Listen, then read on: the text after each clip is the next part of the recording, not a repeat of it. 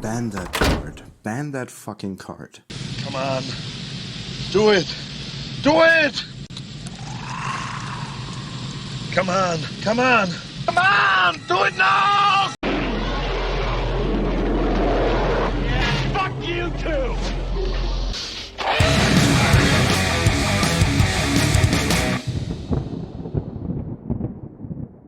At least once in your lifetime you find yourselves at a crossroads. You don't know exactly where to go. All options are on the table. You don't know exactly what to do. Now imagine there is a person coming up to you and saying, I have the perfect solution for you. It doesn't cost you anything. And the best of all is, of course, it doesn't adversely affect anyone around you. There are some people, however, who would still say no for some absurd reason. Maybe because they're fucking stupid, I have no idea. But they would probably go about it like, yeah, this is fine. 13 years ago, a combination of cards almost broke Legacy. Guess which cards those were? Protein Hulk and Flash. Who could have seen that coming? Now let's take a look here at the MTG top 8 from that year. So many decks that feature Hulk Flash, as it was called back then. Interesting. At the GP in Columbus in 2007, Hulk Flash was the dominant deck to build around, hence why Wizards subsequently banned Flash in the Legacy format. Key point I want to make, this combo was already bad in its inception. Back then, when the playlines were not as simple and easy as they are now,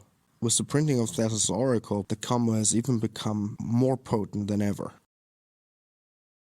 Flash Hulk. What is all the fuss about? Why is it such a problem? Here I will go over the most popular Hulk line that is played currently. The goal is always the same. Cast Flash and upon resolution let the Protein Hulk die. This is the startup combo that we need to assemble the pieces to win the game. We're gonna put in play Nomad's Encore, Cephalid Illusionist, and Thassa's Oracle. So here's how this works between the Nomad and the Cephalid. It's actually quite simple. The Nomad targets the Cephalid, and because he's targeting the Cephalid with an ability, the Cephalid triggers, and you can stack those triggers ad infinitum because you can react to your own triggers. This sends our entire library into our graveyard and wins the game upon the Oracle's trigger. The second line of play is Consult Pile. Thassa's Oracle, Spellseeker, and Blood Pet. Oracle comes into play, holding priority. We use Spellseeker to tutor for Demonic Consultation, sack Blood Pet to get 1 black mana to cast Demonic Consultation. Then when you cast Demonic Consultation, name a card. In this case, we name a card that's not in our deck. Upon a resolution, Demonic Consultation would check each individual card in your library to see whether if it's a named card. Since the named card is not in our deck, as part of the effect, each card will be exiled. Hence, you have no more cards in your library. Oracle's ability resolves,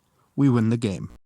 If you're not going first, put a Gemstone Caverns into play, exile either a Simian Spirit Guide or an Elvish Spirit Guide from your hand, and cast Flash. How can anybody react to it? Well, basically force of will, and that's it. If they would use their Pact of Negation, they would lose the game on their next upkeep, which is unfortunate. The same rules don't apply to the Hulk Flash player though. This is blasphemy! This is madness! So what to do in an instance like this? Going back to my crossroads analogy, the easiest solution to the problem would be just to simply ban Flash. So why hasn't this happened yet? One reason why this might have not happened is because the rules committee doesn't see this card as a problem, since it sees no play in casual. That might be true, but EDH is not just casual anymore, is it? It has evolved over time. It's bigger now than ever. And there are more and more players. Wizards of the Coast even, they print more and more product for Commander, more than for any other line of product that they currently have in stock. Maybe that's something the Roots Committee doesn't want to admit to, but it's the fact. So naturally, people want to test out their skills at a tournament level. Why wouldn't they? So this shouldn't be any news to the Rules Committee. They can totally understand why people would play this format competitively, even if it's not specifically designed for this. But still, what's the hiccup? What's the problem? Flash isn't played in casuals, so just ban the fucking card. Seems like the Rules Committee cannot wisen up to the idea that there are some people who enjoy competitive play in EDH. Maybe they say, okay, it goes against the spirit of EDH, but I digress. Because the spirit of EDH is so flimsy at this point. People compete with each other on a daily basis. Why should Commander be any different? It's fun to compete against each other in a game. It's the most natural thing in the world. People have been doing this since the beginning of time, no matter what it is. And people should be allowed to do so. so. Seems to me the Rules Committee is hellbent on aggravating player more than doing anything that's reasonable. Yeah, sure, you could argue that it's a casual game, so we don't need to worry too much about it.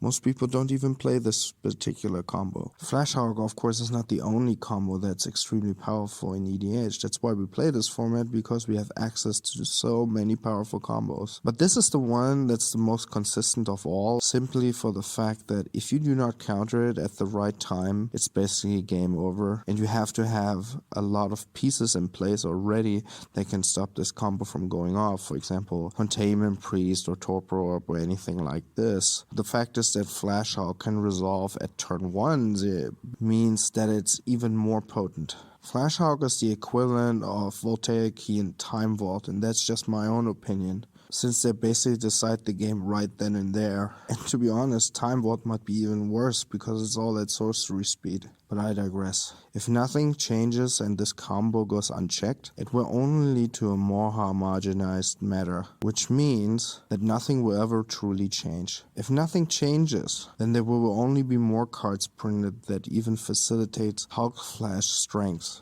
It would be much better to just stop this from happening right now when there's still a chance. The EDH Rules Committee has to accept that competitive EDH is a thing now and is there to stay. In this video I just want to showcase what that means. The casual players don't even play this card, so why do they mind that it gets banned?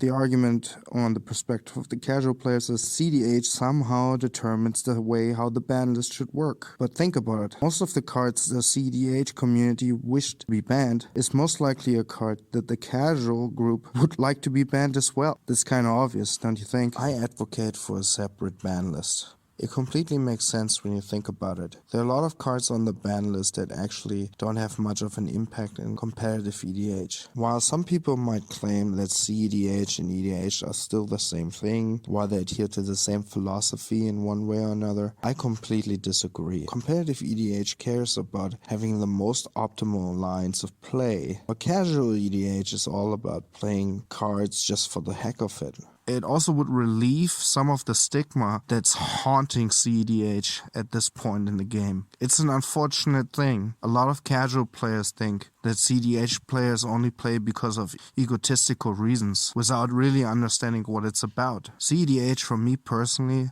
is the most fun I can ever ask for. I love the high interaction, I like the fast gameplay, how focused you gotta be. That's the kind of Magic I want to play, where I'm completely invested in the game. That doesn't mean I don't play casual. I love casual too, especially if I want to lay back a little bit and just have a good time with my friends. But I enjoy both so much, I don't want to see both get destroyed. And hence why I want to see some resolution to the problem.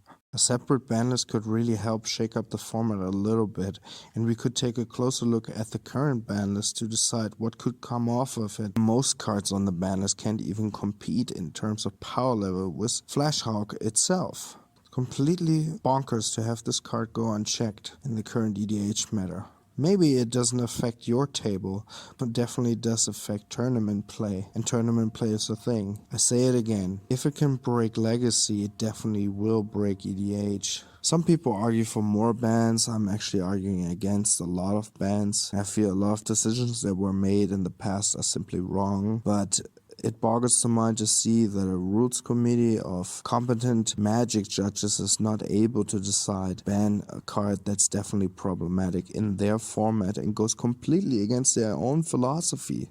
Either way, these are just my thoughts on the matter, so I hope you had a good time with this video, and please make sure to like and subscribe, the usual bullshit, and see you next time.